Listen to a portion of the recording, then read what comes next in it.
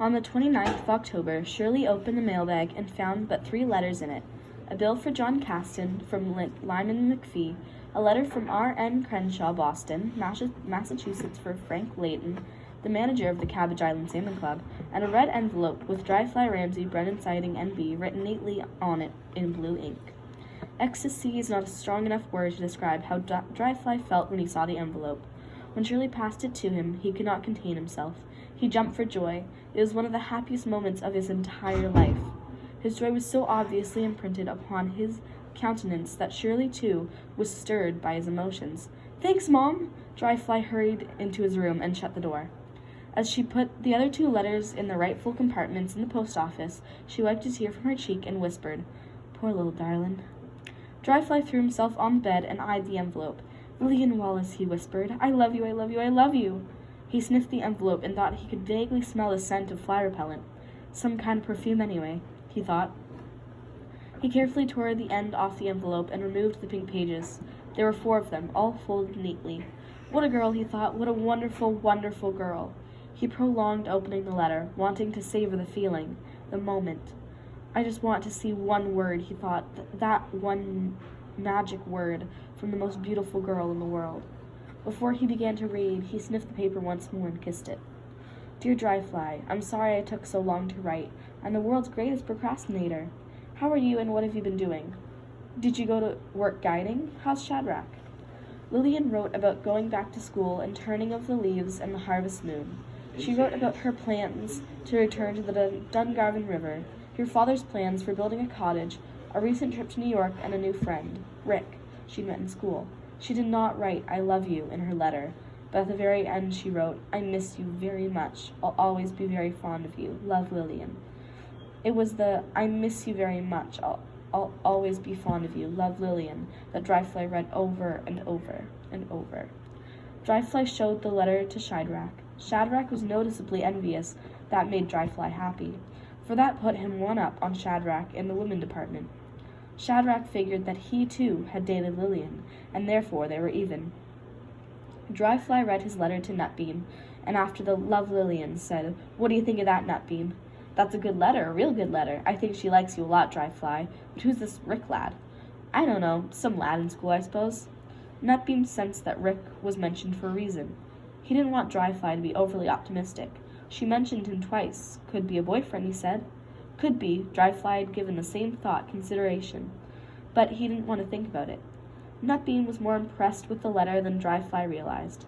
Nutbeam was not just impressed with what Lillian wrote, but he was fascinated with the whole concept of letter writing. Nutbeam had encountered an additional problem in the Shirley Ramsay venture, not being able to write. If one can't write, one does not have letters to mail.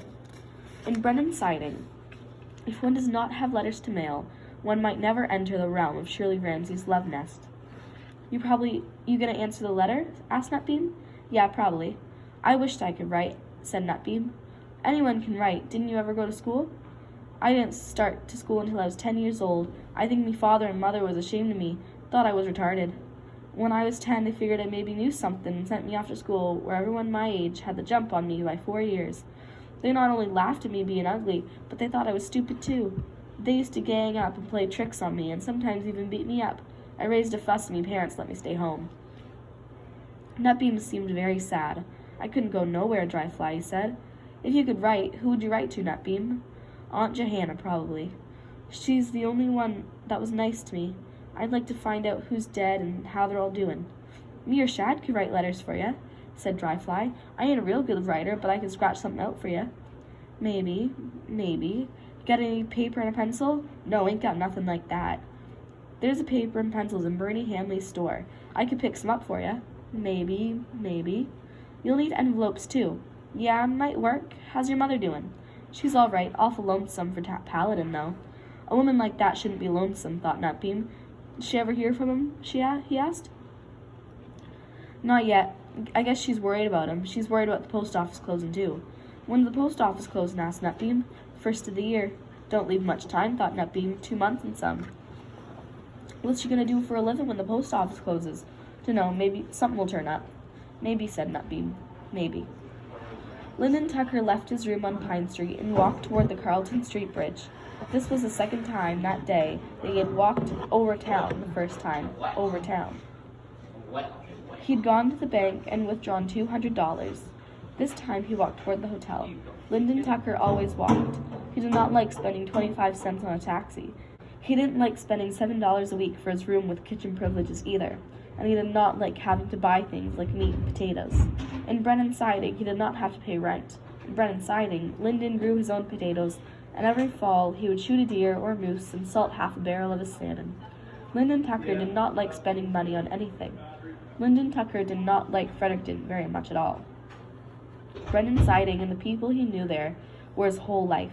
He thought of them day and night with an aching heart. He longed to be walking on the footbridge or through the forest. He missed the Sussex ginger ale with the boys at Bernie Hanley's store, and he missed listening to the radio in his own kitchen and going behind a shed to see a man about a horse. He found the people in Fredericton cold. They rarely spoke to him on the street. On the few times he did manage to strike up a conversation, he was as agreeable as he could be. No avail. They invariably walked away to leave him, once again, alone.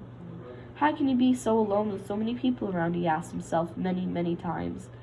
I'd go home if I thought that devil would leave me alone, so I would. Oh, yeah, home, yeah. Another depressing thing in Lindon Tucker's life was the landlord, Arthur McGarity. To Lindon Tucker, Arthur McGarity and his wife Monique were something lower than worms. Arthur and Monique McGarity took great pleasure in beating the living daylights out of their 5-year-old son, Bobby. If Bobby whimpered in the night, Arthur and Monique would stomp into his room and slam, bang, thrash. Bobby would be afflicted with a new set of welts and bruises. Lindon did not know what to do with the beatings. He figured it was not his place to interfere with the goings-on of someone else's family. Lindon gritted his teeth and remained silent and alone. This night, Lindon decided that he didn't want to hear the child being beaten anymore. Last night's beating had been more severe than usual. That day, he had gone to the bank and withdrawn $200 with the thought he might go on a drunk. He decided that the hotel would be a good place to start. Maybe at the hotel someone will talk to me. When Lindon Tucker entered through the glass doors of the hotel, he was met by a good-looking young gentleman in a red jacket with brass buttons. "Checking in, sir?" asked the bellman.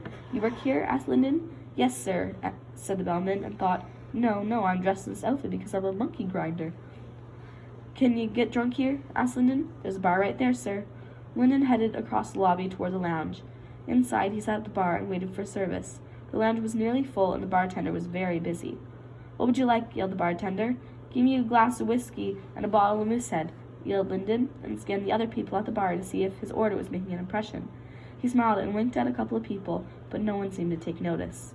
"A single or a double?" asked the bartender. "Yeah, sure," said Lindon. The bartender poured Lindon nearly a double. He recognized Lindon as a country hick, and would short pour him all evening long. Lindon tossed the rye down and chased it off with a quaff of ale. "Give me another Roy," he said.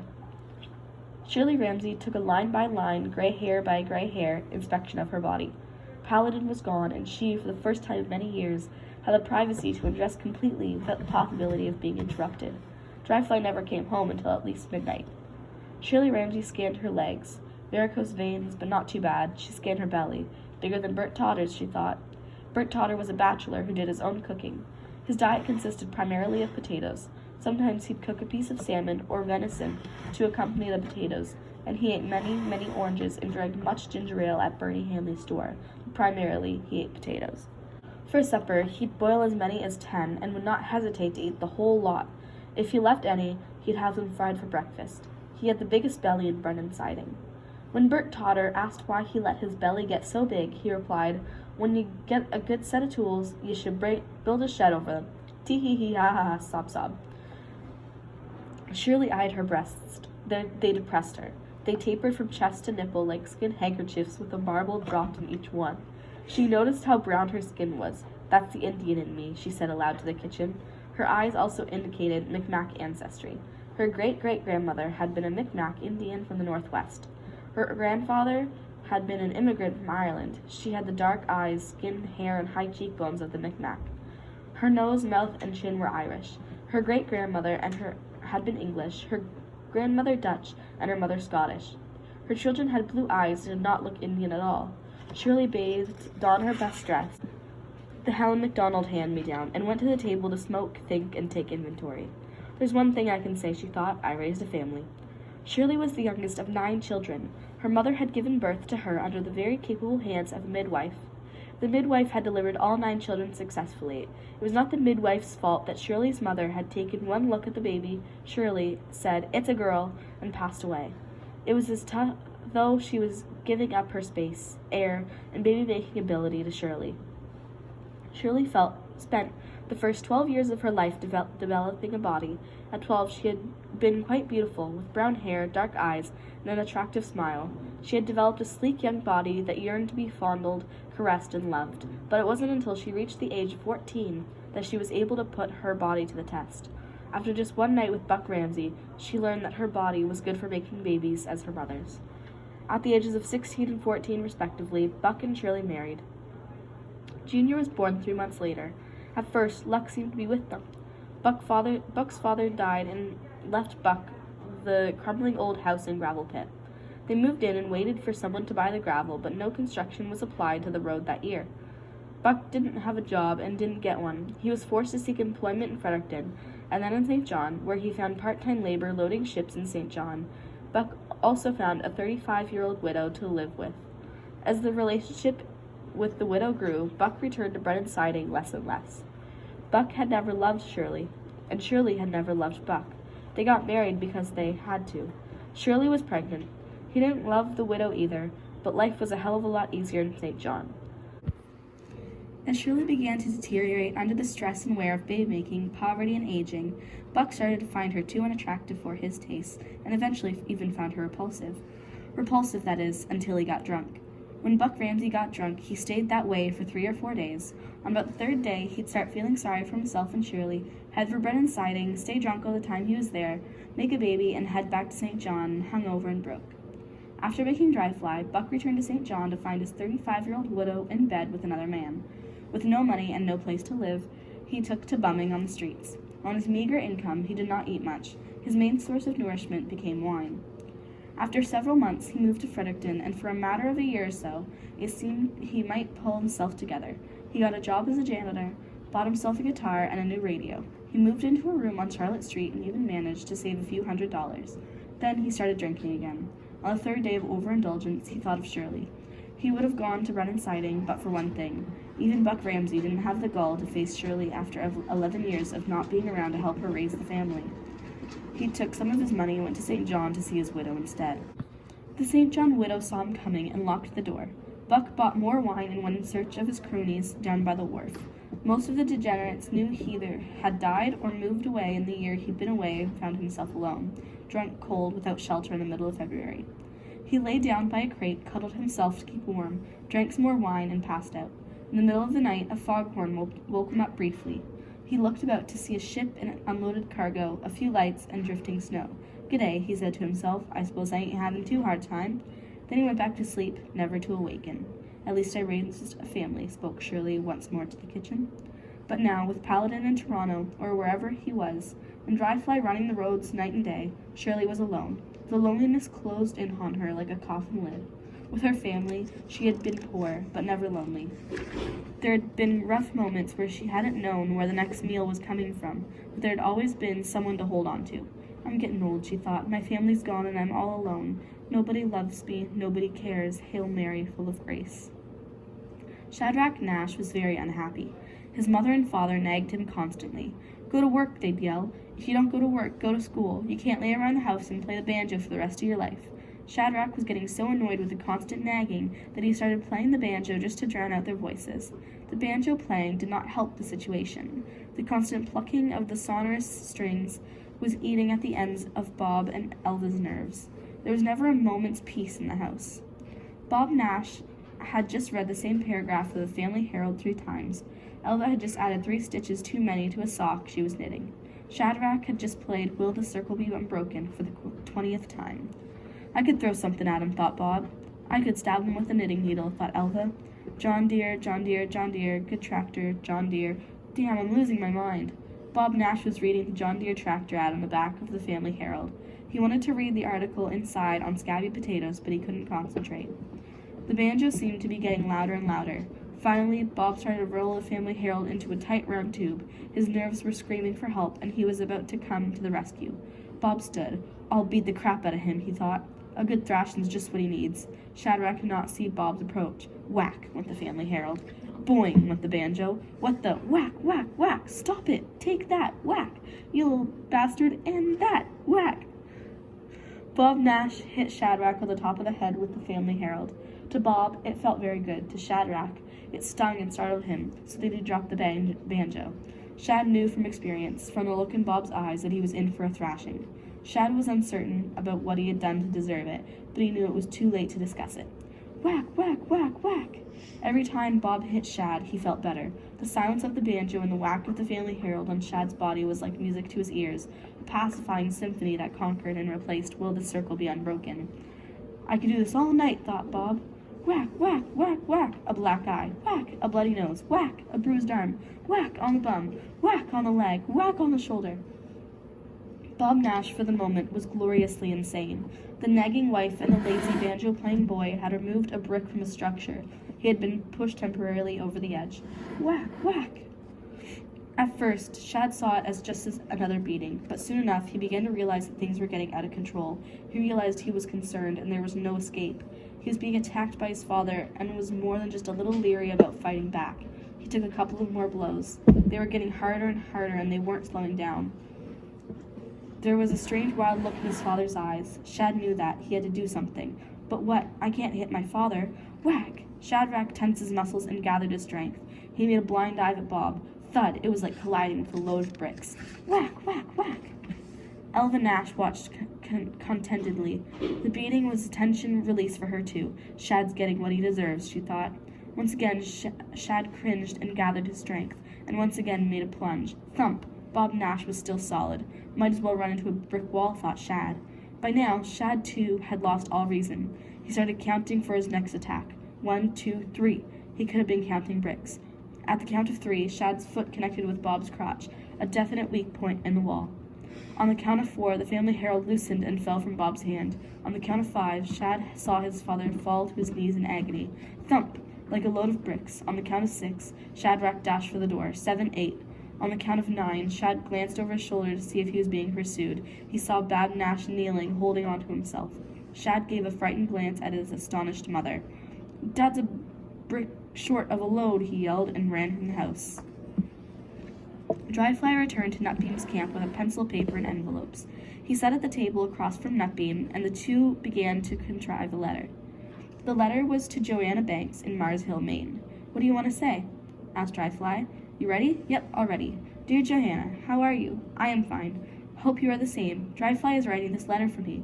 What's going on in Mars Hill? Was it a good year for potatoes? Is Ned dead yet? How's Willie? I'm fine living in Canada. How's Alex and Nora? Nutbeam ran out of things to say. What shall I say now?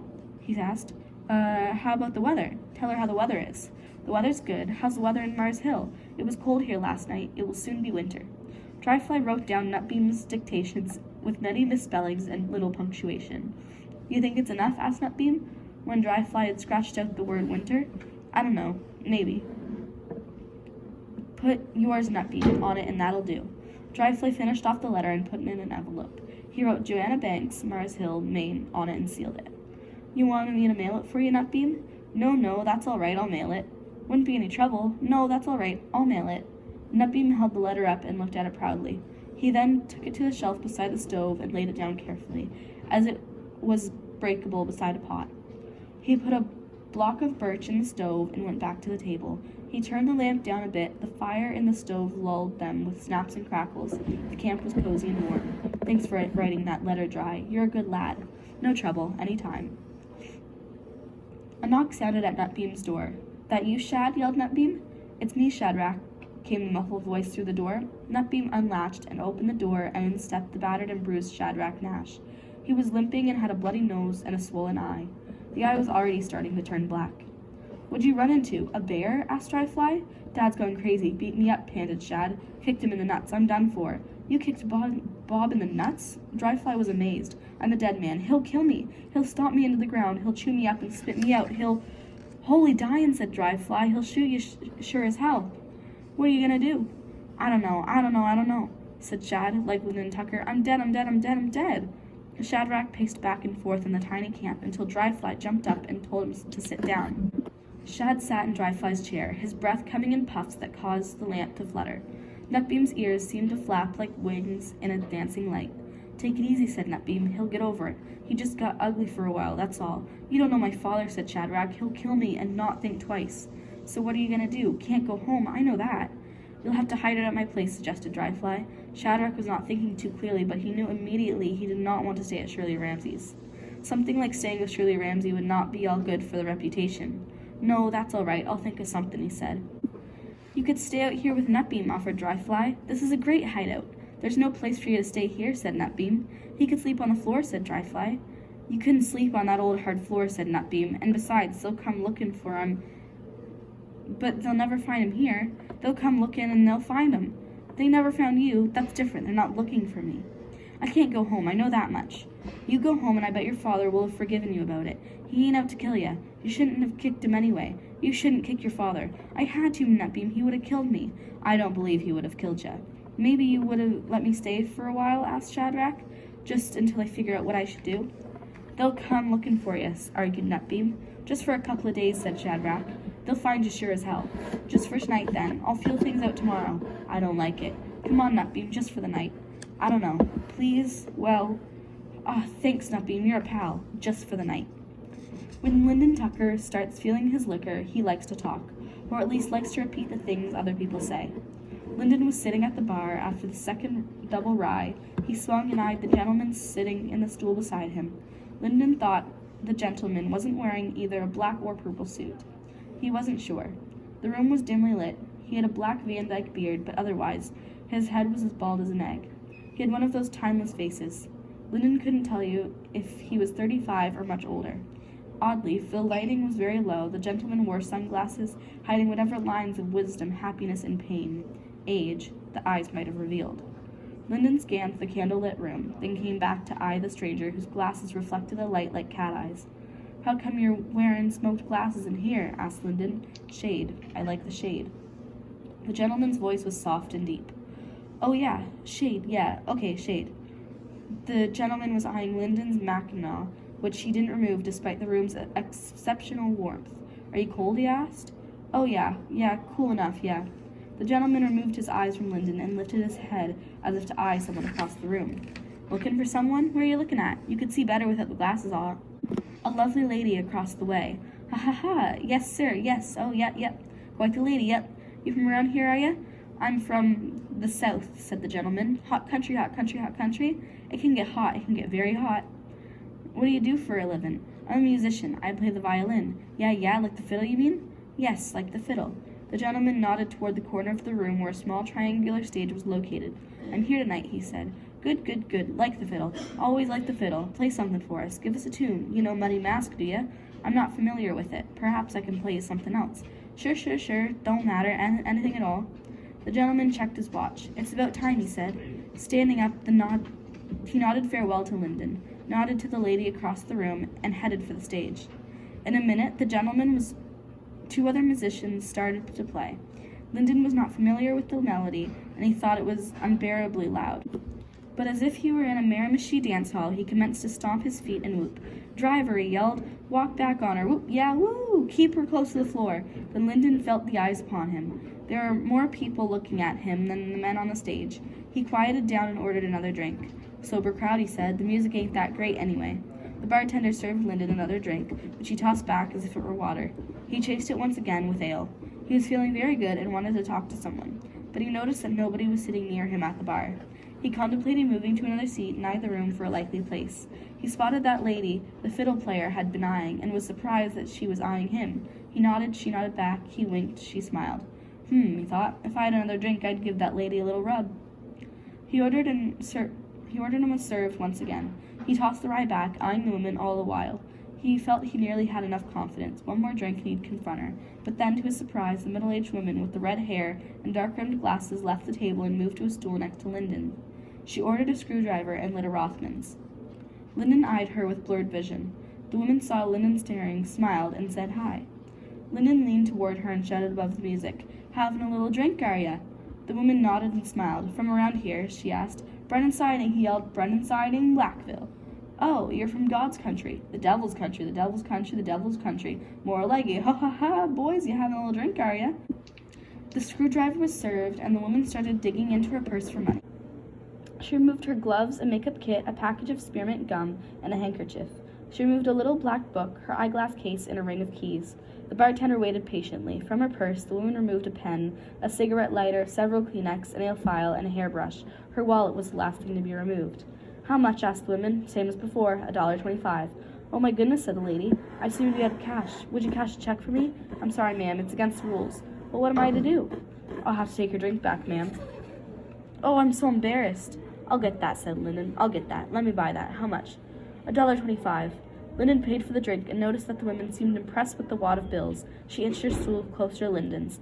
Thank you very much, she said. No trouble, no trouble, no trouble. There's lots more where that came from. Oh, what do you do for a living? Nothing. Don't have to work. Guide some, don't have to work. Lindon Tucker was wearing heavy woolen APH pants and a plaid mackinaw coat. Lindon Tucker, with his pot belly, unshaven place, and missing cuspids, did not look like a doctor or a lawyer. Oh, said the woman. I didn't thought you were a doctor or a lawyer. No. Could, might, you never know. Might, bartender. Get me and this here lady another drink. You shouldn't be spending your money on me, said the woman, sweetly placing her hand on Lindon's thigh. Lots more where that came from. Make them big ones, bartender. Never mind the little sips. Make them big ones. The bartender poured them 2 doubles and then sat them in front of Lindon and the woman. $9, he said. $9, exclaimed Lindon. Yeah, they're triples. Oh, well then. Lindon paid the bartender. An hour went by, and Lindon grew more and more intoxicated. The woman got prettier and prettier, and very, very friendly. It became quite clear to Lindon that she wanted him to get a room in the hotel. At first, he didn't know how to bring the issue up, but a couple of more doubles after that little hold-up. What do you say we get a room, little lady? Said Lindon. Oh my goodness, I hardly know you. Get to know me in a room. Well, I guess I could party a little bit. Got any booze? Booze? Vodka, rye, rum, something to drink? No, but there's lots of it here. Could get it here. Would you be so kind as sell my friend here a bottle of vodka, bartender? Said the woman. I'd have to sell it by the ounce, cautioned the bartender. Give us some vodka, yelled Lindon. The bartender reached under the bar and sat up a 40-ounce bottle of vodka. $50, he said. The music had been wearing on Lindon. He hadn't liked one tune the band had played all evening, but as he left the room with the little lady, he heard them playing the first tune he was familiar with, The Devil's Dream. Lindon whooped as he was going through the door. At the front desk, after paying for a room, Lindon noticed that he only had $75 left. His only comment was, Jesus. He was more than just a little upset, but he decided to worry about the spending later. Right now, there's something else that needs spending, he thought. You know something, darling, said Lindon as they entered room 405. I don't even know your name. Call me Molly, darling. Molly, my name's Lindon Tucker, the best man to ever crap a turd in Dungarvan River. Ha ha ha, whoop. You sitting on the bed, darling, and I'll pour us a drink. Molly found 2 glasses in the bathroom and poured them each a drink. She poured 1 ounce in her own drink and topped it off with water. In Lindon's glass, she poured 5 ounces of straight vodka. She delivered Lindon his drink. They toasted, clink, down the hatch, she said, and drank her glass empty, not to be outdone by a little lady. Lindon drowned his glass also. For 5 minutes, Lindon raved, fondled, and boasted. Then he went to sleep. Molly took Lindon $75. She took his pocket watch and Zippo lighter. She considered taking the rest of the vodka. Why not, she said. I might need it for another sucker at the bar. As she was leaving the room, she said, Good night, Lindon, to the best man that ever crapped a turd in the Dungarvan River. Shadrack stayed up as late as he could and talked to Nutbeam. Nutbeam stayed awake much longer than he wanted to, talking to Shadrack at 4:00 a.m. Shad sat on Nutbeam's cot, yawning. At 5 o'clock, Shadrack was fast asleep on Nutbeam's cot. Nutbeam only had 1 cot and therefore had no place to sleep. He was left sitting alone at the table. The lamp beside him was turned low so that Nutbeam appeared as a silhouette with an incredibly strange face. His big lips gave him a negroid appearance, although his white skin and blue eyes denied any possibility of black ancestry. His ears in the shadow on the wall behind him made him look like a Labrador retriever. His nose was so long that the 2 of him back to back would have looked like a pickaxe. Nutbeam was staring at the letter Dryfly had written for him. Dryfly had tried his best to write, well, but the address, crooked and slanted, indicated he needed much practice. I wish I could write good like that, thought Nutbeam. Nutbeam didn't like the fact that Shadrack had stolen his cot, but he had figured it would soon be time to rise anyway. Nutbeam knew that Shadrack couldn't possibly stay with him for very long, and that Shadrack surely knew that too. With a fleeting inspection, one could easily see that the camp was not designed to accommodate more than one person. Nutbeam had an idea for Shadrack, planned to tell him as soon as he awakened. For the moment, though, going to the post office had to be planned. If she laughs, he thought, I'll just pretend I don't know what she's laughing at. I'll buy a stamp and tell her I like her dress or something. Nutbeam knew that conversation with Shirley would not be easy. To Nutbeam, Shirley Ramsay was a beautiful woman, and he was an ugly man. No ugly man ever won the heart of a beautiful woman, he thought. If I could get that woman, he thought, I'd be the happiest man in the world. I'd make her happy too. I'd fix up the house and build a permanent woodshed. There'd be enough room in that shed to keep enough wood to last a year, plus room to hang a couple of deer and moose. I'd plant whatever land she has with potatoes and vegetables and build a root cellar in the gravel pit. If I could get that woman, I wouldn't care if people laughed at me. I'd take her to dances in the village and to church on Sundays, and I'd get some nice clothes to wear. Maybe I'd even buy that old farm and this woodlot from Greg Allen, build a barn, a new house, the works. Dryfly could live with us and sing to us at nights. Other nights, while Dry's running the roads, we could sit and talk till maybe 12 o'clock and then go to bed. Go to bed with somebody, to actually feel the warmth of another body next to his, to reach out in the night and find somebody beside him, and to make love to somebody had never been anything more than a fantasy for Nutbeam. Shadrack awakened to the smell of bacon frying. Nutbeam was cooking them a breakfast of bacon, eggs, and biscuits. Morning, Nutbeam. Sorry about taking your bed. I must have fell asleep. Don't matter. Had some figuring to do anyway. The two sat at the table and ate. Conversation was nothing more than an occasional comment. Shadrack had talked himself out during the night and had only slept a couple of hours. He was sore. His clothes were crumpled. He was homeless and broke.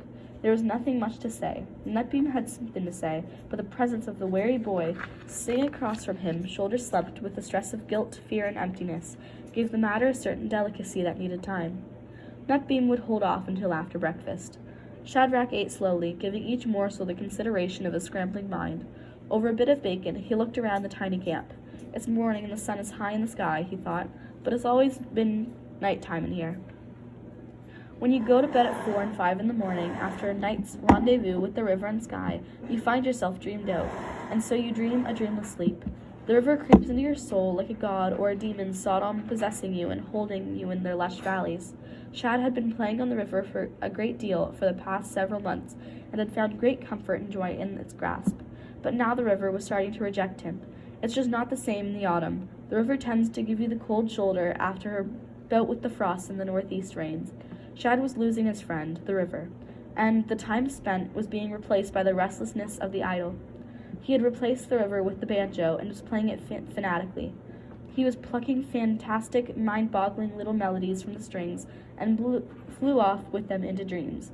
Bob Nash found the banjo playing a beautiful thing, an accomplishment for the boy, but in his envy it was a rasp that constantly filled his nerves, driving him from the house, or more drastically, into the arms of Elva. Bob Nash found that the Elva he once loved was not there anymore. Elva was a bitch. Shad played the banjo, and Bob was given to fits of argument and temper. No warmth, no communication, no love, an unfit place to live.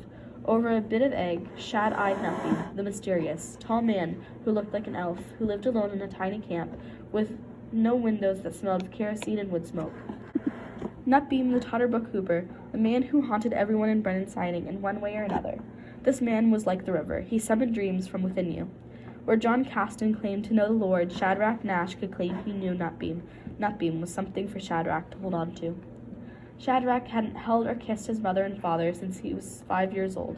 It was the absence of love, warmth, and communication that sent him to the river. Nutbeam and Dryfly. After breakfast, Nutbeam opened the door to let the light of day in. He cleared the breakfast dishes from the table and replaced them with 2 tin cups. He poured the tea and sat to confront Shadrack. Shad, he began, I've been thinking. Yeah? I've been thinking about letters. Letters? Yeah, writing letters. Can you write a letter, Shad? I suppose, I don't know. I can't, said Nutbeam. I know, so I wish I had gone to school. So why didn't you? Because I was weak. You was weak, Nutbeam? When I tried to go to school, everyone laughed and made fun of me. The other kids thought I was a freak and threw rocks at me, wouldn't let me into their games, and I used to think it was them that was weak. Nutbeam grinned and thoughtfully and shook his head negatively. Well, it wasn't them, Shad. It was me that was so weak. I was too weak to stand up to them. So you didn't go back to school anymore. You know, Shad, I've been thinking a lot lately. I've been thinking that I've got the best ears of any man in this whole world. I've been thinking that I should have held me head right back and stepped into that school like I owned it. Walked around not like I was as good as everyone else, but better. Hey boy, I can hear a robin sing from across the river. I can hear a deer walking from 100 yards away. I can hear your heart beating. So what are you coming at, Nutbeam? I think they would have left me alone after a while if I hadn't been so weak. I think I would have had friends and maybe even a woman, but instead I crawled back in here, this camp. No good to anyone, even myself. Nutbeam rose from the table and walked to the open door. He stood thoughtfully for a moment, gazing at the generous colors of autumn in the forest around him. You like girls, Shad? Pretty likely. When I was 15, I wanted a girl so bad that I used to wish on the evening star and pray to the moon. One night, I was walking and a heart-shaped cloud drifted up, so that the moon looked like it was framed by a heart. I took it as an omen to say, "Don't worry, Nutbeam, old boy, love will come to you." And did it? A few days later, I met this girl. I'd never seen her before. She was very nice to me. She was staying at a neighbor's house, and that she would like for me to come a-callin'. She said she'd been waiting in the kitchen for me at 8 o'clock. So did you go? Yep, I went, and I knocked on the kitchen door at 8 o'clock, feeling on top of the world. Can you imagine how I felt, knowing that a pretty lady was waiting for me inside? Yeah, sort of. Can you imagine how I felt when I found out it wasn't a girl at all, but one of a bunch of boys that were playing a trick on me? The girl opened the door slightly and talked sweet talk to me for a minute, then threw the door open all the way to reveal 6 other boys all laughing their heads off. So did you hit the bastard? No, I was too weak. I crawled into a deeper hole and cried for 2 weeks. Are you going to do that, Shad? Are you going to crawl into a hole and live in the woods like me? Well, Shad, what I'm saying to you, get off your ass. So what am I to do? I think you should start going to school. You're a smart lad, Shad. You should be an engineer someday. You're starting to sound like my mother, said Shad. Then maybe you should be listening to your mother. My mother don't know nothing. She ain't never been anywhere. Just like you'll be if you don't go to school. Shadrack was beginning to sweat a little. He did not expect this line from Nutbeam, and he did not like what he was hearing. But why would I want to go back to school? Because you don't want to live like me, a hermit for the rest of your life. Ah, you're crazy. A little crazy, maybe, but you'll be a little crazy too if you live long enough. What about the girls, Shad? Do you think that a girl wants a man with no schooling and lives in a cave in the woods? No. You like working in the woods, Shad? No. You think you're ever going to get a job doing anything else with schooling like you got? No. Maybe. I don't know. Put it in this way, Shad. You'd have it easy. As long as you went to school, you wouldn't be expecting to work in the woods. You'd be hanging around with young girls every day, and everyone would look up to you. You'd have her made. I don't want to talk about it, Nutbeam. I thought you and me were friends. We are friends, Shad. You and Dryfly are the only friends I've got. So leave me alone. Well, you think about what I've said Nutbeam. Nutbeam saw he had talked enough. Shadrack had a contrary nature. To push him would only make matters worse. You think about it, Shad. I'm going for a walk. Nutbeam stepped into the autumn day feeling more confident than he'd ever felt before in his life.